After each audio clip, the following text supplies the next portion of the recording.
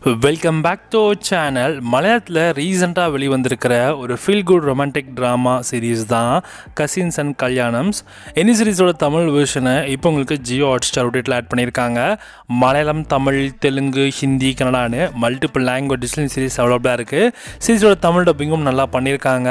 And சீரீஸோட main கான்செப்டே என்ன அப்படின்னா, 6 கசின்ஸ் இருக்காங்க. அந்த 6 கசின்ஸ்க்கு மொத்தம் 7 வெட்டிங்ஸ் நடக்க போகுது.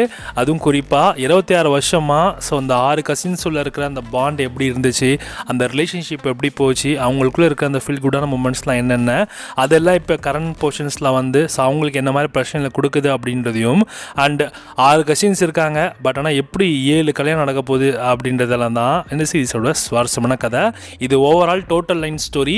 ஆனால் நீங்கள் ஃபஸ்ட்டு 4 எபிசோட்ஸில் அந்த 6 கசின்ஸில் 2 கசின்ஸ் ஒருத்தருக்கு ஒருத்தர் லவ் பண்ணிகிட்டு இருப்பாங்க, அந்த பையனும் பொண்ணும். ஸோ இப்போ அந்த பையனுக்கு வந்து வேறு ஒரு பொண்ணோட கல்யாணம் நடக்க இருக்கும்.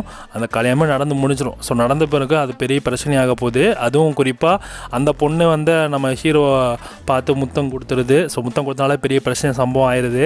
அதுக்கப்புறம் என்ன ஆச்சு அப்படின்றதையும் அண்ட் பாஸ்டில் அப்படிலாம் என்ன நடந்துச்சு அப்படின்றதெல்லாம் ஒரு எபிசோடாக காட்டுவாங்க போல். 4th எபிசோட் கூட நல்லா இருந்துச்சு. ஓவரால் சீரீஸ் வந்து பார்க்க நல்லா தான் இருக்குது. ஆனால் என்ன ஒரு பிரச்சனை அப்படின்னா, அந்த ஃபஸ்ட்டு 2 எபிசோட்ஸே பார்க்குறப்ப ஏதோ மலையாளம் சீரியல் பார்க்குற மாதிரி தான் ஃபீல் கொடுத்துச்சு. அந்தளவுக்கு வந்து நம்ம மிச்சம் இருக்கிற எல்லா வெப்சீரிஸும் பார்க்குறப்போ ஒரு ஃபீல் வரும்ல.